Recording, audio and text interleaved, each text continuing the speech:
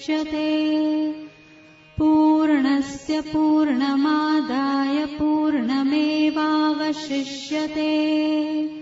ॐ शान्ति शान्ति शान्तिः।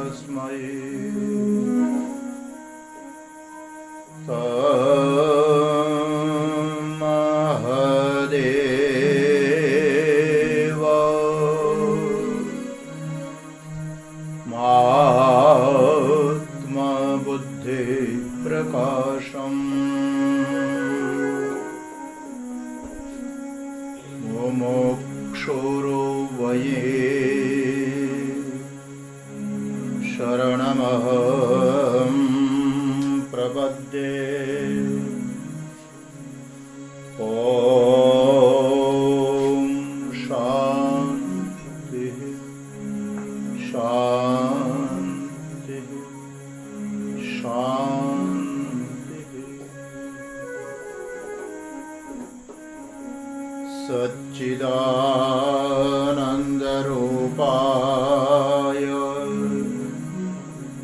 विश्वोत्पत्त्यादि हेतवे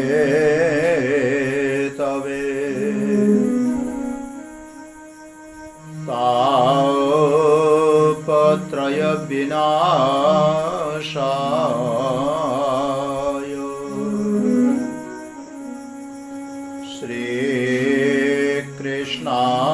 श्रीकृष्णाय वयं नमः।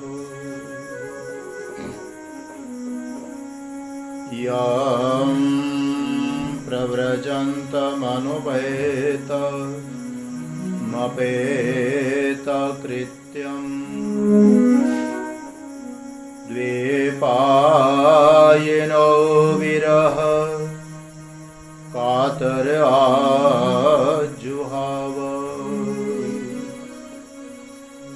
पुत्रेति तन्मयतया सर्वोऽभिनेदु।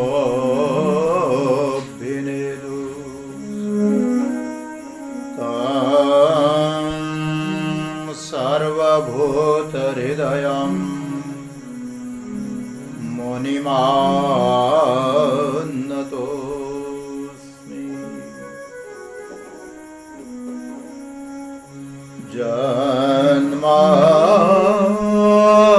जन्माद्यस्य यतोऽन्वयादि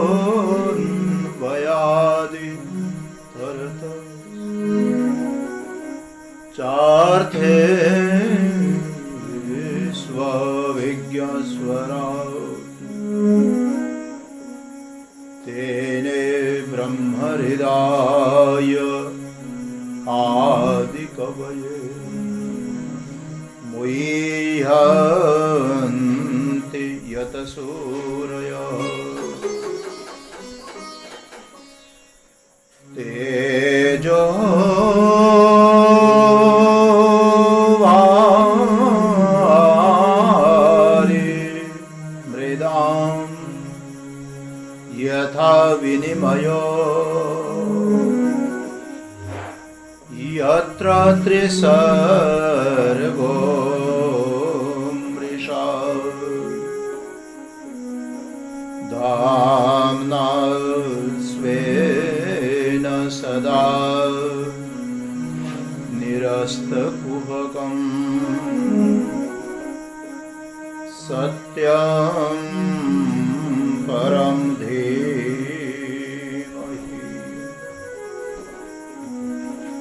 सत्य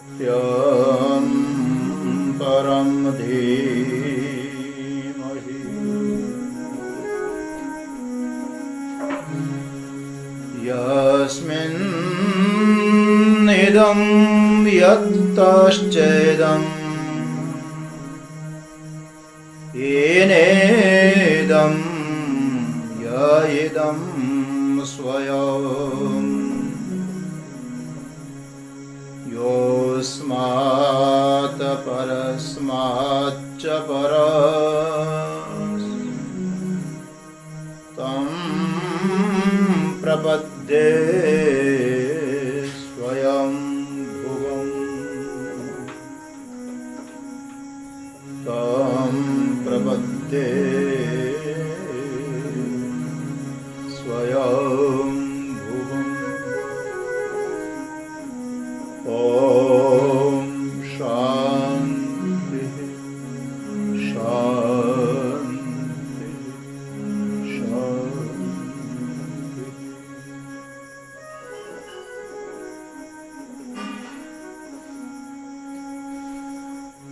श्री कृष्ण गोविंद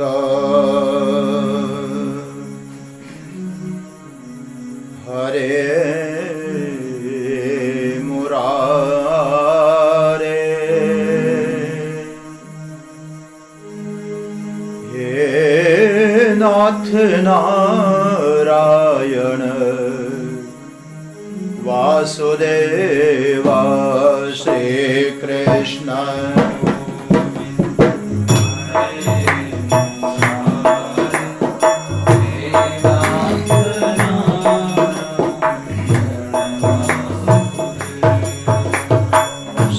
कृष्ण गोविंद हरे मुरारे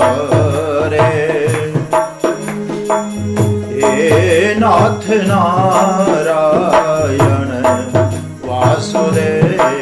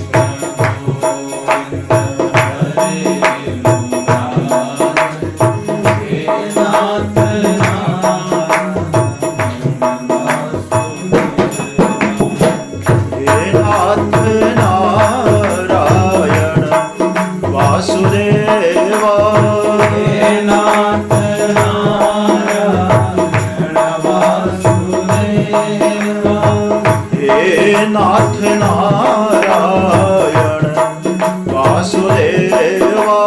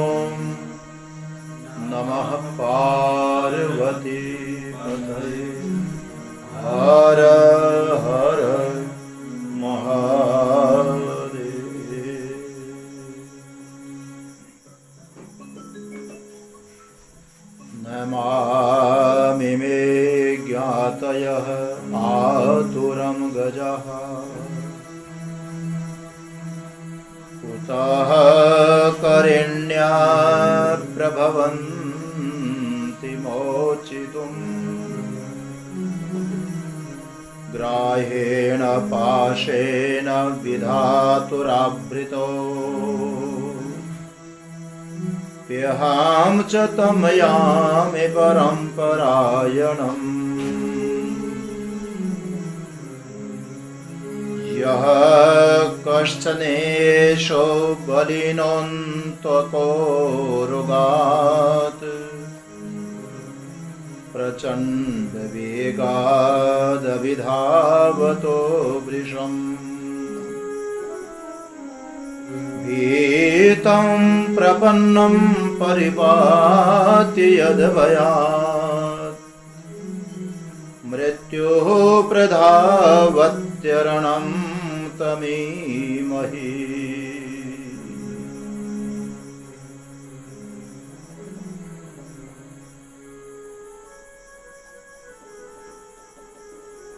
प्रेमपुरी जी अध्यात्म विद्या भवन मुंबई के द्वारा समायोजित गीता चिंतन माला के इस पुनीत निमित्त से पुरुषोत्तम मास के मंगल अवसर पर श्रीमद् भागवत महापुराण के अष्टम स्कंध अंतर्गत गजेंद्र मोक्ष प्रसंग को आप लोग श्रवण कर रहे हैं। गजेंद्र मोक्ष में गजेंद्र की स्थिति का वर्णन कुछ संक्षिप्त करके कल निवेदन किया गया। जब सरोवर में स्नान कर रहा है, अपनी पत्नियां, बच्चों, मित्रों आदि के साथ में जल क्रीड़ाएं हो रही हैं, उसी वक्त बड़े बलवान ग्रहा ने गजेंद्र का पैर पकड़ा है और उस ग्रहा से छूटने के लिए भरसक सभी प्रयत्न किए गए, परंतु किसी भी प्रकार से उस ग्रहा ने गजेंद्र का पैर छोड़ा नहीं। गजेंद्र के जो अपने जन थे, परिजन थे, मित्र आदि थे, सभी ने मिलकर के मुक्त कराने का प्रयास तो किया, अपने अपनी ताकत, अपनी विद्या का प्रयोग किया। आखिर सभी के सभी असफल होने पर लंबे समय तक संघर्ष चलने के कारण सब लोग अपना अपना किनारा कर गए। अकेला गजेंद्र ग्रहा के मुंह में पैर फंसा हुआ है, जूझता रहा, जूझता रहा। गजेंद्र को ग्रहा खींच करके गहरे पानी में ले जा चुका है।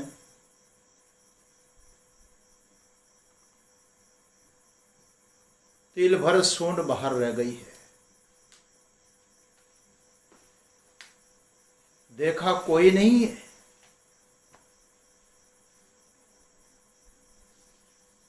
इर्द गिर्द दृष्टि डाली। जब मृत्यु पास में आती है ना,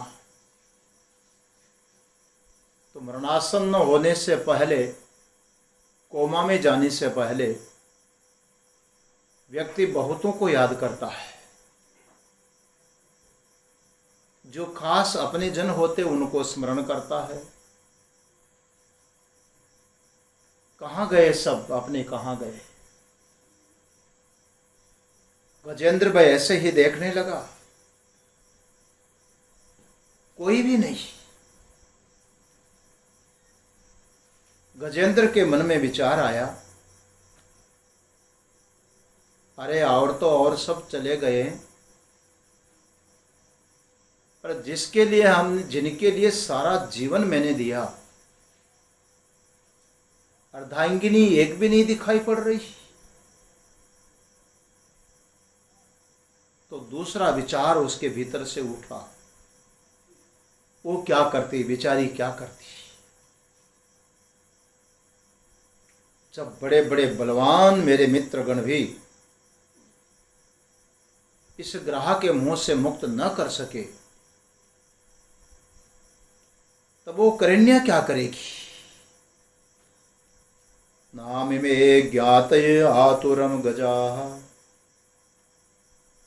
कुतः करेण्य प्रभवन्ति मोचितुम। ये हथनियों की क्या शक्ति है जो मुझे मुक्त करा सकती। ऐसा लग रहा है जिसने मेरा पैर पकड़ा है कोई सामान्य जीव नहीं। ग्राहेण पाशेन विधातुरावृतः। ये विधाता का भेजा हुआ कोई मेरी मृत्यु का पांस है, इससे कोई छुड़ा नहीं पाएगा। बस अंत में एक परमात्मा का ही आश्रय होता है। सुनेरी मैंने निर्बल के बलराम।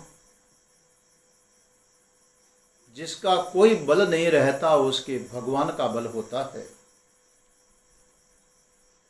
गजेंद्र ने भी विचार किया है कि अहम च तम यामे परम परायणम। उस परम तत्व परमात्मा का परम आश्रय मैं उसकी शरण लेता हूँ, प्रभु का आश्रय लेता हूँ। य कश्चनेशो बलिनो अंतकोरुगात प्रचंड वेगाद विधावतो वृषम् भीतं प्रपन्नं परिपाति यद्भयात् मृत्यु प्रधावत्यरणं तमीमहि। देखो काल बड़ा बलवान है जी। है ऐसा काल, कोई बलवान काल है। जैसे कोई सर्प हो, उरुग हो और प्रचंड ताकत से किसी को दंश करने के लिए दौड़ करके आ रहा हो, इसी प्रकार से ये जो बड़ा काल है दौड़ता आ रहा है मेरी ओर। भीतम प्रपन्नम परिपाति भयाद मृत्यु प्रधावति रणम तमीमहि। इसलिए अब अत्यंत भयभीत होकर के कोई भगवान की शरण में चला जाता है ना, वही इस काल के गाल से बच सकता है। वो भगवान, वो परमात्मा जिनके भय में मृत्यु भी आगे आगे दौड़ रहा है। श्रुति मंत्र को मानो याद किया है कि जिसके भय में, जिसके डर में मृत्यु दौड़ रहा है। भयादस्य अग्निस्तपति भयात् तपति सूर्यः भयाद इंद्रश्च वायुश्च मृत्युर्धावति पंचमः। जिसके भय में बड़ी बड़ी शक्तियां दौड़ रही है। भयाद अस्य अग्नि तपति, अग्नि में जो तपन क्रिया हो रही है, सूर्य में जो तपन क्रिया हो रही है, इंद्र में जो वृष्टि क्रिया हो रही है, वर्षण क्रिया कर रहा है, वायु दौड़ रहा है, अनवरत रूप से चल रहा है, वायु गतिशील है। आखिर इनको अपने अपने कर्तव्य के प्रति ये तत्परता देने वाला कौन है? किसका डर है इनको कि जवाब तो देना है। मृत्युर्धावति, मृत्यु भी जिसके भय में दौड़ रहा है। भीतम प्रपन्नम परिपाति यद भयात मृत्यु प्रधावति, जिसके भय से भयभीत होकर के मृत्यु भी दौड़ रहा है, वो अपना कर्तव्य में तत्पर है। मृत्यु कभी ये नहीं कहता कि मुझे क्यों मारना, ये तो पाप है मारना, तो कभी नहीं छोड़ सकता। हमारे महात्मा लोग बढ़िया बात सुनाते हैं। कोई एक व्यक्ति था,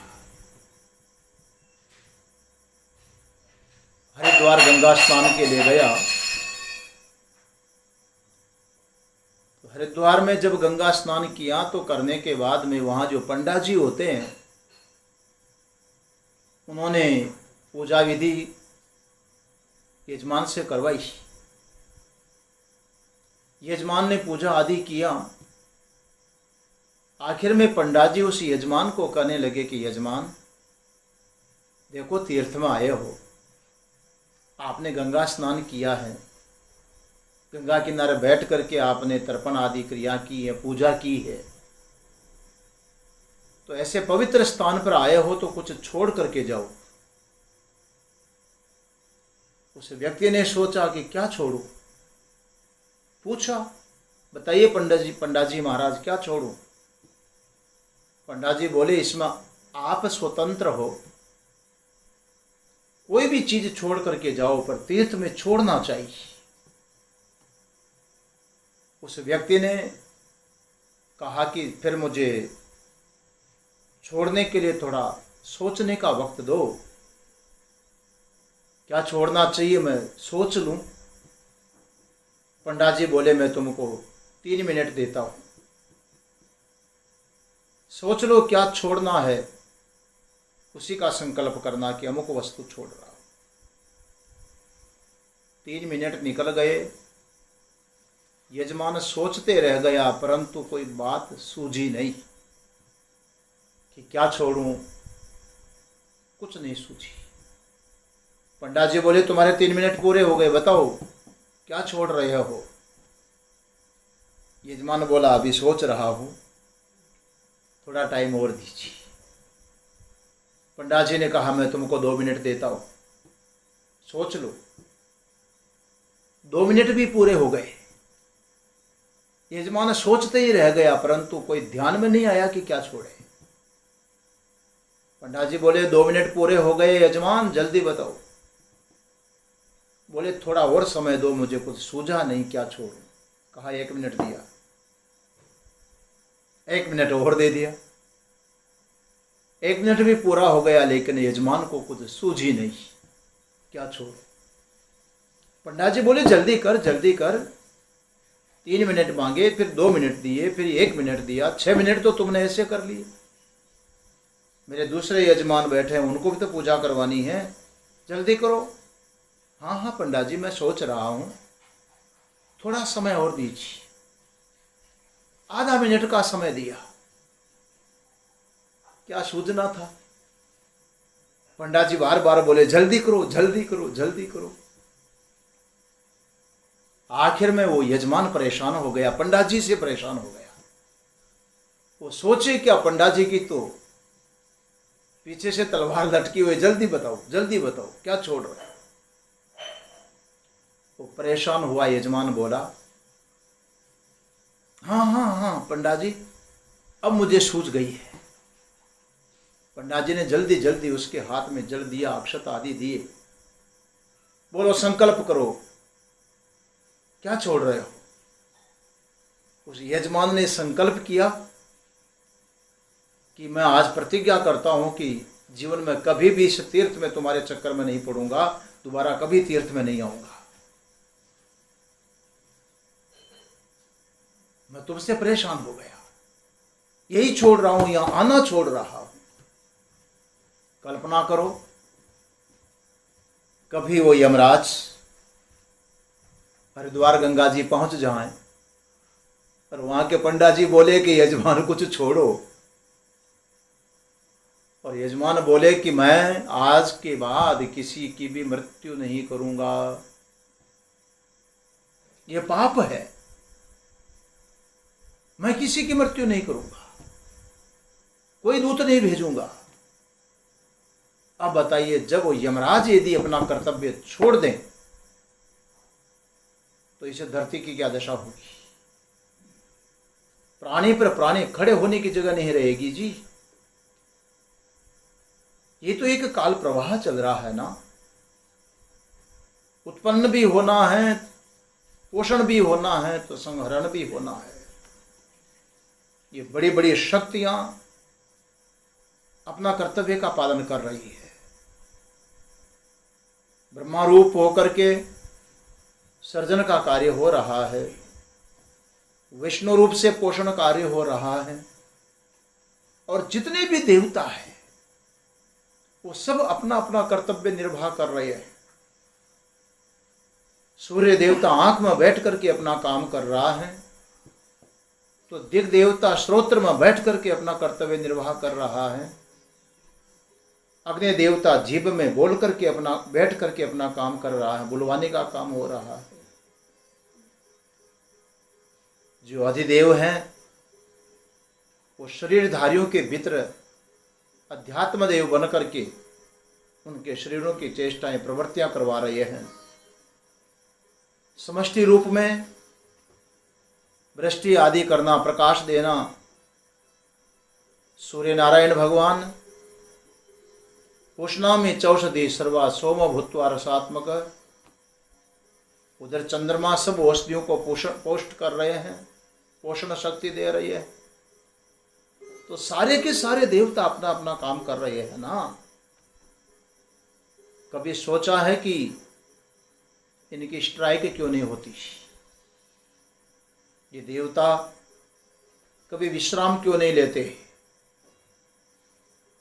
जब हम सो जाते हैं तब अभी जो वायु देवता नहीं सोता। हमारे शरीर में श्वास गति चल रही है, हमारे शरीर में ब्लड सर्कुलेशन हो रहा है, हमारे शरीर में खाया पिया अन्न हजम हो रहा है, पाचन क्रिया चल रही है। कौन कर रहा है? सब अपना अपना कर्तव्य निभा रहे हैं।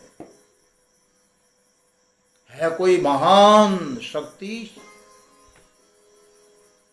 जिसके आदेश में सभी देवता अपना अपना काम कर रहे हैं, मृत्यु आदि भी अपना काम कर रहे हैं, मैं उस परमेश्वर की, उस परमात्मा की शरण लेता हूं। वही परम रक्षक है, वही रक्षा करने वाला है। गजेंद्र ने इस प्रकार से विचार किया, अपने मन में विचार किया। उसके बाद एवं व्यवसितो बुद्ध्या समाधाय मनोहृदि जजाप परमम जाप्यम प्राग जन्मन्यनुशिक्षितम। ऐसा उसने निश्चय किया कि मैं प्रभु की शरण ग्रहण करता हूं।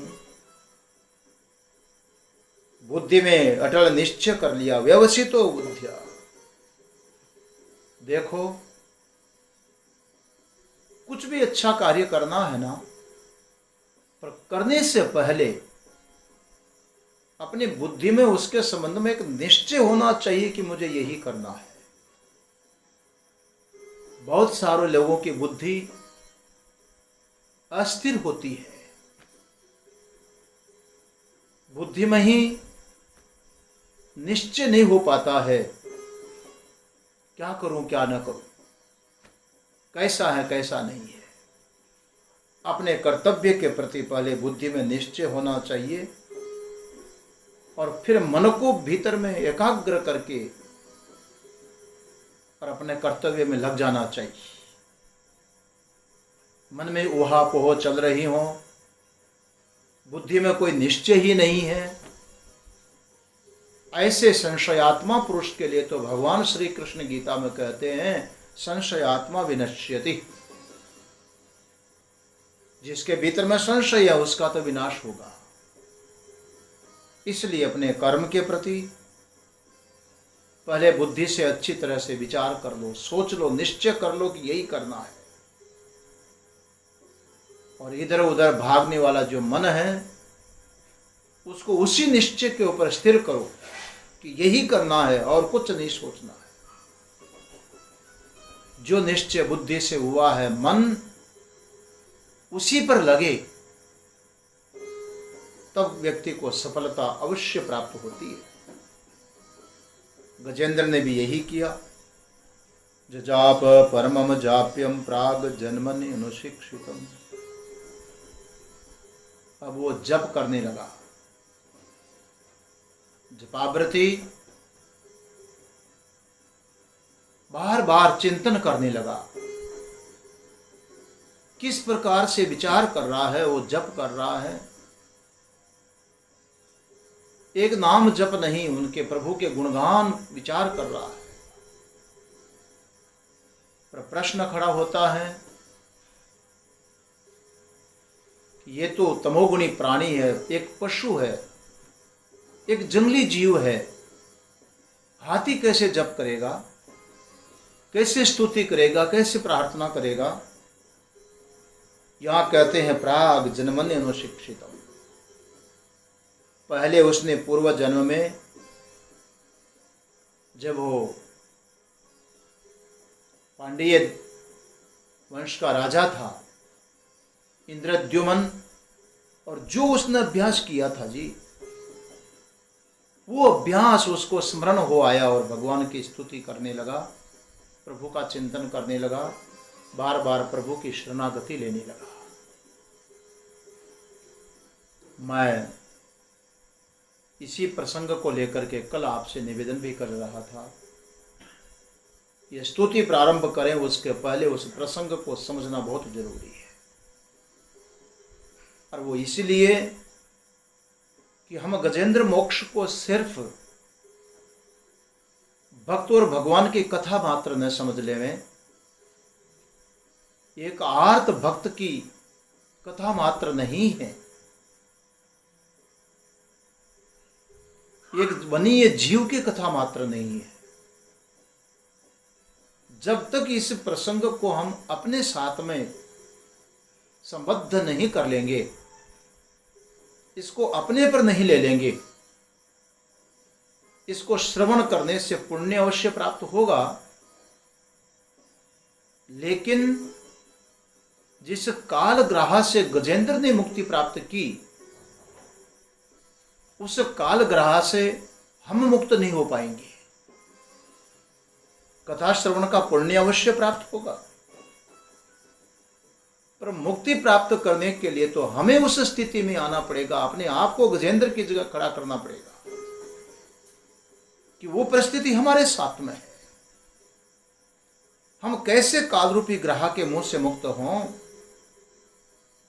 ये तो सांप की तरह दौड़ा हुआ आ रहा, भाग करके आ रहा है जैसे सर्प। और ये भागवत कथा तो आप सुन ही रहे हैं ना, इसमें तो सबसे बड़ा जो शाप लगा है वो सर्प का ही तो शाप लगा है। राजा परीक्षित को श्रृंगी का शाप लगा, वो भी तो यही लगेगा, सर्प दंश से तेरी मृत्यु होगी। सर्प दंश करने वाला, सर्प खाने वाला है।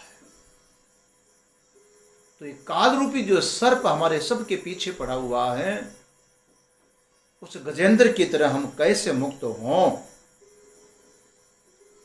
इस प्रसंग को हमें मनुष्य के ऊपर अपने पर लेना होगा। और यही कारण है कि कल मैं निवेदन कर रहा था आपसे कि गजेंद्र मानव शरीर प्राप्त जीव का नाम है। गज इंद्र, जीव मात्र को गज शब्द से कहा गया, क्योंकि प्रत्येक जीव गति करता है, जन्मता है, फिर गति करता है, फिर जन्मता है। निरंतर गति चल रही है, जन्म हो रहा है, गति चल रही है, जन्म हो रहा है। वैसे देखें तो प्रतिपल गति चल रही है, प्रतिपल जन्म हो रहा है। ये शरीर 1 मिनट पहले जैसा था, 1 मिनट होने पर वैसा नहीं रह जाएगा। वो तो मर गया, उसकी देख अलग अवस्था उत्पन्न हो गई।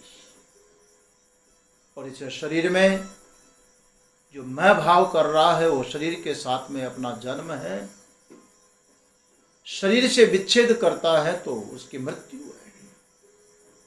संसार में हर जीव की यही दशा हो रही है। इसलिए जीव मात्र गज है, परंतु गति करते जन्मते, गति करते जन्मते, भटकते भटकते भटकते। ये 84 लाख योनियां है ना बाबा, कहां कहां कहां जीव को जाना होता है। लेकिन प्रभु की शरणागति, प्रभु का आश्रय प्राप्त करके इस जन्म मरण के चक्कर से निकलने का तो एक ही रास्ता है, एक ही साधन है,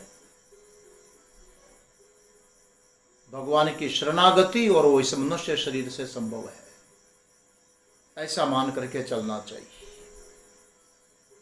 और जो विरोध मैं बता रहा था, शास्त्र विरोध, कि भगवान श्री राम कहते हैं मनुष्य जीवन ही साधन धाम है, मनुष्य जीवन ही मोक्ष द्वार है। इसी जीवन में जो करना वो करिए। भागवत बोल रहा है कि ब्रह्मावलोक धिषणम मुदम आप देव, बनाने वाले को प्रसन्नता तभी होती है जब मनुष्य का शरीर बनता है। पुरुषम विधाय ब्रह्मावलोक धिषणम मुदम आप देव। तो मानव जीवन की जो श्रेष्ठता है, इस कथा को केवल गजेंद्र मात्र की एक हाथी की कथा मान करके हम पुण्य की दृष्टि से श्रवण कर लेंगे तो फिर ये प्रश्न खड़ा का खड़ा रह जाएगा कि फिर मानव जीवन की ये विशेषताएं बताने का क्या अर्थ है। साधन तो कहीं भी हो जाएगा, भगवान की शरणागति तो कहीं पर भी हो जाएगी। इसलिए मैंने कहा था कि वो एक विशेष घटना है। परिस्थिति वशात जीव कैसे कैसे गति प्राप्त करके कहां पहुंच जाता है, परंतु एक दृष्टि यह है कि जन्मांतरीय जो संस्कार हैं बड़े प्रबल होते हैं।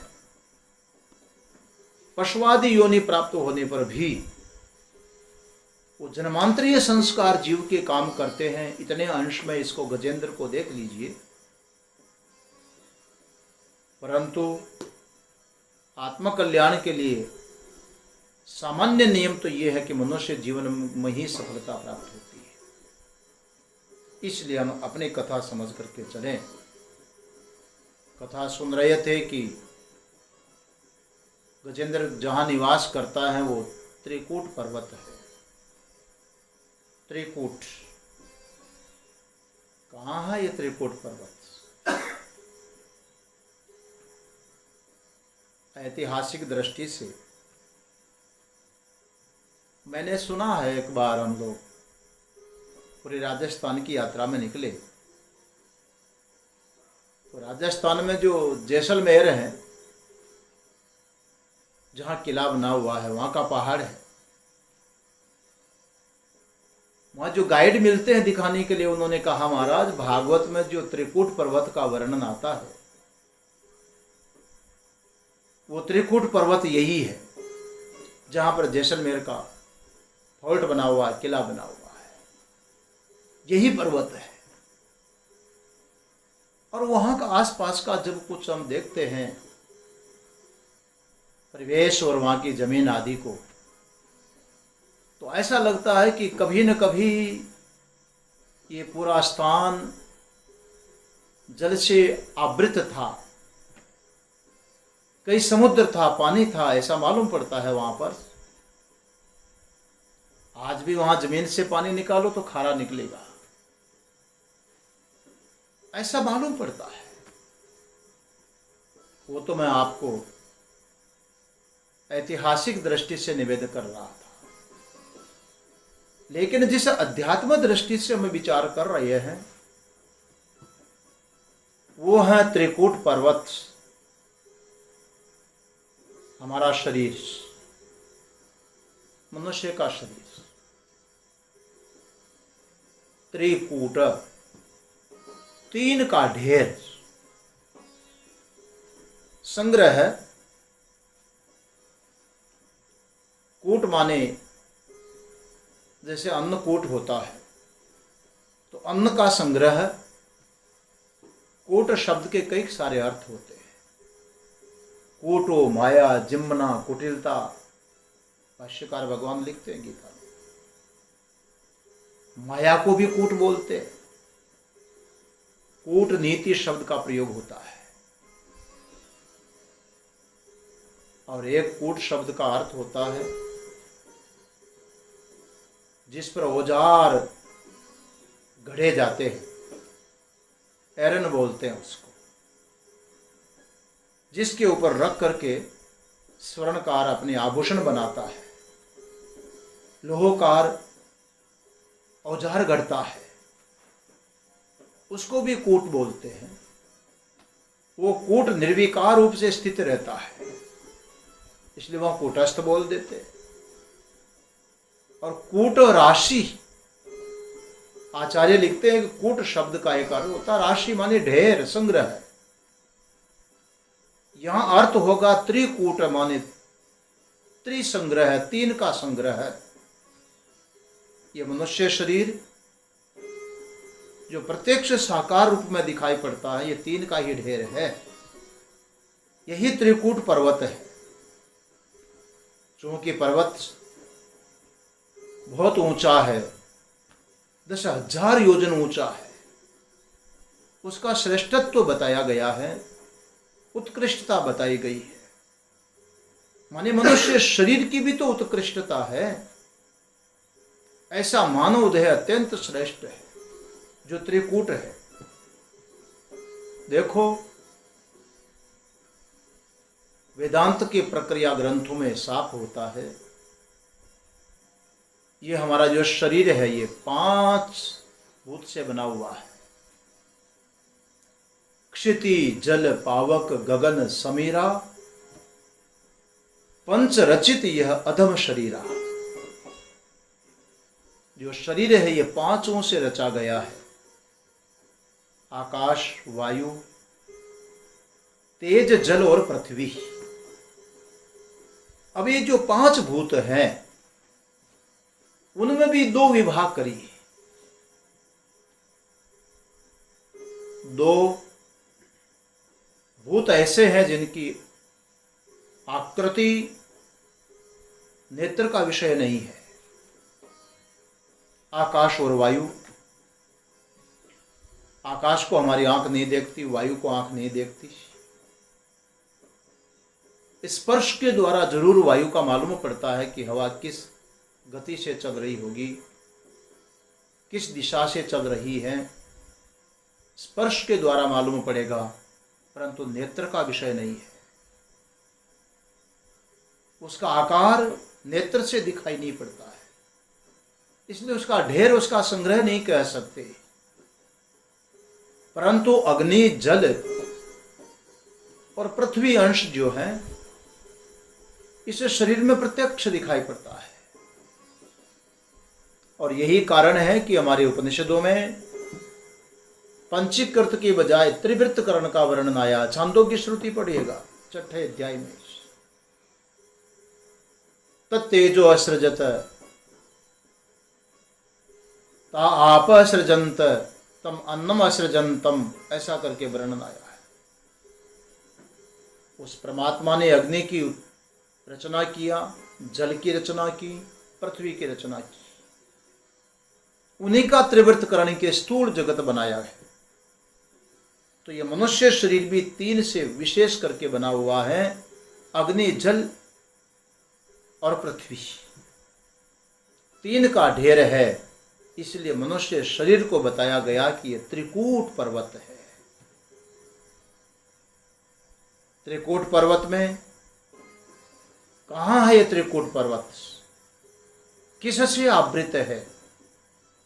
यह जल से आवृत है। अधिकांश जल ही जल है, और उसके बीच में यह त्रिकूट पार्थिव दिखाई पड़ रहा है, जल के बीच दिखाई पड़ रहा है। ये जो हमारा शरीर है, आप देखिए, इसमें पार्थिव अंश बहुत कम होगा, जलीय अंश की ही अधिकता है। जब मृतदेह की अंत्येष्टि क्रिया होती है तो जलाने के बाद इस शरीर में से राख कितनी सी बनती होगी? बाकी अग्नि के साथ में जो जल करके नष्ट हुआ वो क्या है? वो जलीय भाग ही तो है। इसलिए जल से आवृत ये पार्थिव शरीर है, और इस शरीर में निवास करने वाला कौन है? वो गजेंद्र है, वो जीव है। इस शरीर की भी बड़ी महिमा बताई गई कि बहुत सुंदर शरीर है, बहुत ऊंचा शरीर है, भांति भांति के जीव यहाँ पर क्रीड़ाएं करते हैं, निवास करते हैं। गजेंद्र भी बड़े आनंद में विचरण करता है। इस शरीर के साथ में तादात्म्य में संबंध किया हुआ जो जीव है, वो शरीर में ही इतना सुख, इतना आनंद मान लेता है। वो समझता है कि मेरे आनंद का आश्रय है तो बस यही है, सब कुछ यहीं पर भी है। सब कुछ भूल जाता मनुष्य इस शरीर में। इतना बड़ा अहम और अहंकार, मैं ये हूं, मैं वो हूं। तुम जानते हो मैं कौन हूं? बड़ा अहंकार होता कि मैं कौन हूं। जानते हो तुम? इस शरीर को लेकर के बड़ा अहंकार होता, बड़ा अभिमान होता। बड़े बड़े पेड़ों को रौंदते हुए गजेंद्र आगे बढ़ रहा है। माने इतना अहंकार में चूर चूर है। इस शरीर को लेकर के मनुष्य कितना अभिमान कर लेता है जी। जादे माय तो अनेक सुख मान रहा ताई तो विचार। इस शरीर में इतना सुख और इतना अहम अभिमान करता है। मैं बुद्धिमान हूं,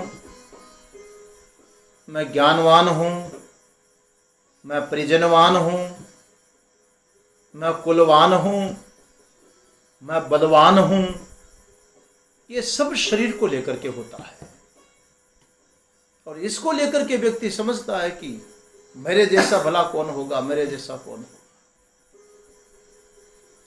सच्चाई तो यह है जो कुरूप से कुरूप होता है ना, वो भी दर्पण के सामने घंटों खराब कर देता है और अपने आप को, अपनी प्रतिमा को देख करके, अपनी रिफ्लेक्शन को देख करके सोचता है कि दुनिया का सबसे कोई सुंदर व्यक्ति है तो शायद मैं हूं। और कोई कहे कि तुम तो काले कलोटे हो, बोले काले कलोटा हूं इसीलिए तो सुंदर हूं। अरे भगवान श्री कृष्ण भी तो कितने सुंदर थे। अपने इस शरीर की सुंदरता के लिए कहां कहां तुलना कर लेगा। शरीर के बल को लेकर के, और जबकि शरीर में उसका कोई बल नहीं है। बलम बलवताम चास्मी, भगवान कहते हैं बलवानों के भीतर बल तो मैं हूं। परंतु उस भगवान को भूल करके मनुष्य उस बल पर अभिमान करता है कि शरीर में बल है, वो मेरा बल है, मेरी ताकत है। इसलिए इस त्रिकूट पर्वत के ऊपर रहने वाला जीव, माने देहात्मवादी जीव, शरीर में आत्मभाव करने वाला जीव, शरीर के साथ संबंध जोड़ता है, तो शरीर के बाद में जो शरीर के संबंधी है, पति पत्नी पुत्र पौत्र माता पिता भाई बहन, उन सब का रिश्ता इस शरीर को लेकर के जुड़ जाता है। इसलिए ये गजेंद्र जो माना गया है, तात्पर्य अर्थ से हम देखते हैं तो ये मनुष्य के लिए आया है। हम इस शरीर में रह करके झूठा अभिमान कर रहे हैं। ऐसा अभिमानी, परंतु आप जानते हैं कि शरीर प्रारब्ध से बना है। प्रारब्ध में दोनों प्रकार के कर्म होते हैं, शुभाशुभ कर्म, और दोनों प्रकार के कर्मों का फल भोगने के लिए शरीर मिला है। पुण्य का फल भी होगा तो पाप का फल भी होगा। जब पाप का पुण्य का फल आएगा तो ये सब अनुकूलताएं बनती जाएगी, परंतु जब पाप उदय होते हैं और पाप कर्म का फल उपस्थित होता है तो प्रतिकूलता आती है। जिस शरीर को लेकर के इतना व्यक्ति अभिमान करता है, देखते देखते वो शरीर भी उसका साथ नहीं देता है, रोग व्याधि आदि सताने लगती हैं, वो ताप लगता है, उसको गर्मी लगती है, उसको दुख लगता है। तब इधर उधर जीव देखता है कहीं शांति मिले, कहीं शांति मिले। शांति पाने के लिए जीव कहां भटकता है। बुरा तो मत मानिए, कथा श्रवण करने की बड़ी इच्छा होती है, खास करके गजेंद्र मोक्ष को सुनने की बड़ी इच्छा हो रही है। क्यों? अरे वो गजेंद्र इतनी बड़ी विपत्ति से कैसे मुक्ति प्राप्त की। हमारा भी जीवन में यही हाल हो रहा है जो गजेंद्र का हाल है। कहीं शरीर साथ नहीं देता तो कहीं परिवार साथ नहीं देता, कई परिस्थितियां साथ नहीं देती। चलो कथा सुनते हैं, भगवान की शरण देते हैं, प्रभु शांति देगा। और ये सोच करके आप अपने मोबाइल को खोल लेते हैं, अपने काम की चीज, अपने सत्संग को निकाल लेते हैं, सुनने लगते हैं आप लोग। किसके लिए? शांति पाने के लिए। संसार के तपन से शांति पाने के लिए कथा सुन रहे हैं, सत्संग कर रहे हैं। गजेंद्र सरोवर में जाता है, माने आज इस समय हम लोग भी एक सरोवर में बैठे हुए हैं, सत्संग में आए हैं और बड़ा आनंद मिलता है। कहते भाई चलो सत्संग सुनो, बहुत अच्छा लग रहा है, बड़ा आनंद आ रहा है। जब सत्संग श्रवण कर रहे हैं तब भी फिर वहां पर विवेक जागृत होता है। और सत्संग श्रवण करते करते ये समझ में आई है कि जीवन तो काल के गाल में जा रहा है भाई। कितना समय चला गया हमारा, देखते देखते बहते हुए पानी की तरह बचपना चला गया, जवानी चली गई, वार्धक्य जा रहा है, काल दौड़े आ रहा है, सर्प की तरह निगल रहा है। अरे इसने तो पांव पकड़ रखा है, पैर पकड़ रखा है, ग्राह हमारा पीछा कर रहा, काल ग्राह है, काल ग्राह। इस काल ग्राह से कैसे मुक्ति मिले? तब आइए जो गजेंद्र ने उपाय सोचा है, अहम च तम यामि परमपरायणम, मैं उस परमात्मा की शरण ग्रहण करता हूं, उसका आश्रय लेता हूं। जब व्यक्ति सत्संग में जाकर के बैठता है तो सत्संग में भी ऐसे नहीं जाया जाता है जी, और वहां विवेक जागृत होता है तो कोई बहुत बड़ा जन्मांतरीय प्रबल सोया हुआ संस्कार है वो जागृत हो जाता है, संयोग पाकर के जागृत होता है। सत्संग में विवेक और जागता है। कारण देखिए, जब संयोग मिलता है तो सोए हुए संस्कार जगते हैं। गाय के बछड़ा बछड़ी पैदा होते हैं ना, तो खड़े होते गाय का थन ढूंढ करके दूध पीने लगते हैं। कोई नहीं बताता कि खड़े होकर के दूध थन चूसो तो दूध मिलेगा, परंतु इस प्रकार का संयोग पहले जन्मांतर में बहुत बार हुआ, और यह संयोग मिलते ही उसके संस्कार जग गए और वो थन चूसने लगता है। ऐसे ही यदि हमने जन्मांतर में कोई साधना की है, तप किया है, सत्संग किया है, तो सत्संग मिलते ही फिर हमारे जन्मांतरीय संस्कार जग जाते हैं। देखो, गजेंद्र के भी जन्मांतरीय संस्कार जगे। यही प्रथम श्लोक में 3 अध्याय में लिखा है, एवं व्यवसितो बुद्ध्या समाधाय मनोहृदि जजाप परमम जाप्यम प्राग जन्मन्युन शिक्षितम। पहले के जन्म से जो शिक्षा ग्रहण की गई थी वही संस्कार जागृत हुए और जप में लग गया।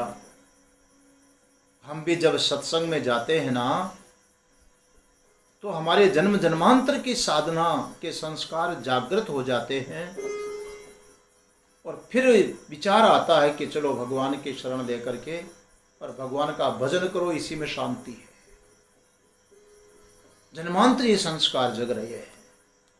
आइए, जैसे गजेंद्र के जन्मांतरीय संस्कार जगे, आज बड़े भगवान की हमारे ऊपर कृपा है कि इस पुरुषोत्तम मास के मंगल अवसर पर हमारे भी कोई सोए हुए संस्कार जगे हैं, और हम गजेंद्र के शब्दों में अपनी स्तुति करेंगे, अपनी प्रार्थना करेंगे। मगर घड़ी ने इनकार कर दिया। वो स्तुति, वो प्रार्थना, वो जप कल ही हम प्रारंभ कर पाएंगे। आज के वक्तव्य को यहीं पर विश्राम देंगे। आओ, कल से हम गजेंद्र के साथ में मिलकर के अपने कल्याण के लिए इस सुंदर अभ्यास को करेंगे, इसे सुंदर भगवत चिंतन को करेंगे, शास्त्रीय चिंतन को करेंगे, जो अत्यंत हमारे लिए उपयोगी है। अवश्य इसका लाभ उठाइएगा, समय पर लाभ उठाइएगा। हरि ओम तत्सत, हरि ओम तत्सत, हरि ओम। ओम शांति शांति।